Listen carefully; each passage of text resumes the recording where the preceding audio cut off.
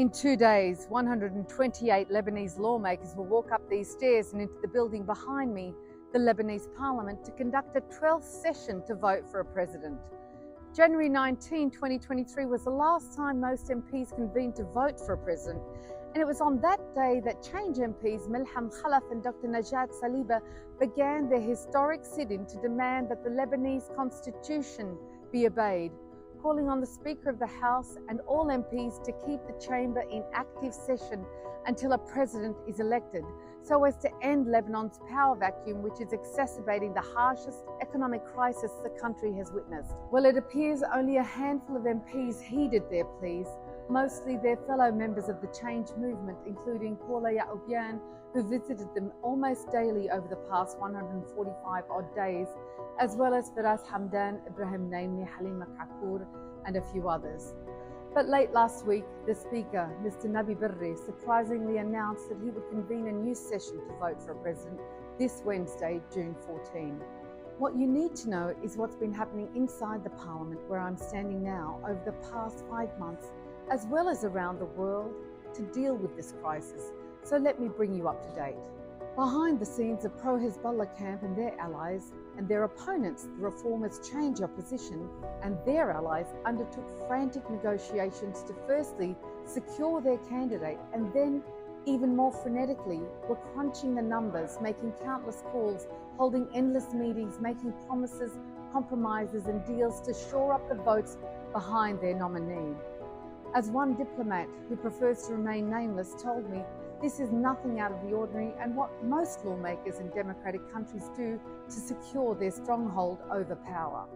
However, usually in other democracies, this is done within a very strict time frame and according to the rules of their constitution. In Lebanon, however, the constitution doesn't seem to be held in the same regard and seems to be only applied when the political parties that control the balance of power choose to enforce it. Due to the lack of an independent judicial system and the apparent ineffectiveness of the Lebanese Constitutional Council, based on its lack of activity as portrayed on its website, it seems there is no other authority other than the parliament to complain to in these circumstances. So that's why Lebanon has been without a president for the past nearly 8 months. And from all reports, insights, interviews and conversations I've had on the topic, it seems unlikely that the Lebanese people will get a president on June 14 because neither side has the numbers to secure their candidate. So why did the Speaker call for a vote?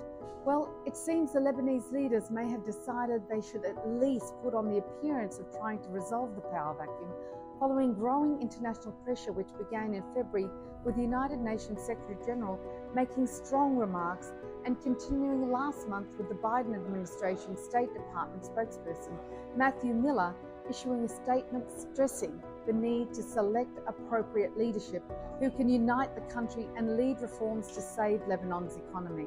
Miller's statement also went on to state, Lebanon needs a president free of corruption who can advocate for transparency and accountability and put the interests of Lebanon's people first. And more recently, Saudi Arabia's ambassador to Lebanon, His Excellency Walid al-Bukhari, told Lebanon's Foreign Minister Abdullah Abu Habib and other Lebanese leaders that the Saudis believed it was of critical importance for Lebanon to quickly elect a president. Bukhari said, "We share the same desire with the international community to see the completion of the presidential elections as soon as possible." He said, "I want Lebanon to be, as it was, an oasis of thought and culture of life and for its people to enjoy prosperity." So that's where we stand today. What's next is the vote on Wednesday and who the most likely presidential candidates to have a chance are. Well, for the Hezbollah alliance, which includes Berri's Amal Party, Gibran Bassil's Free Patriotic Movement, or as they are more commonly known, the Tayyar Party, their candidate is the leader of the Marda Party, Mr. Sulaiman Frangieh. However, this did not sit well with Bassil when it was announced a few months ago and led to a cooling of relations between Hezbollah and Tayyar over recent months. Without Tayyar, the Hezbollah bloc has no chance of getting Frangieh over the line. They need either 86 votes in the first round of voting or 65 in the second round. Either way, they simply do not have the numbers. On the other side of the chamber, the candidate of the reformist Change opposition bloc at this stage is looking more and more like Jihad Azzour, who is currently the regional director of the International Monetary Fund and was finance minister in Prime Minister Fuad Sanyoura's government from 2005 to 2008.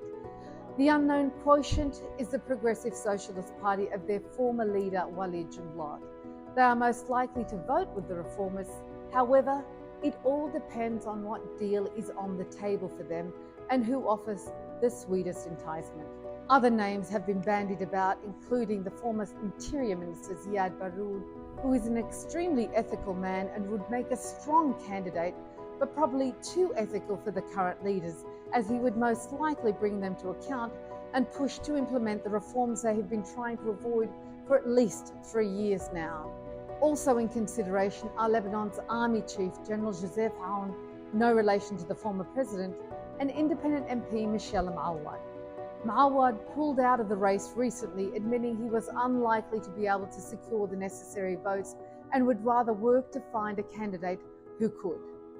While the Army Chief is favoured by the Saudis, his chances are slim because he is also favoured by the Americans, which is the kiss of death for any candidate in Lebanon. So there you have it. What's next? The vote in 2 days.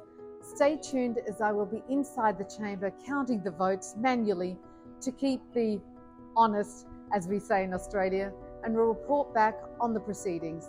Until then, stay safe and don't lose faith.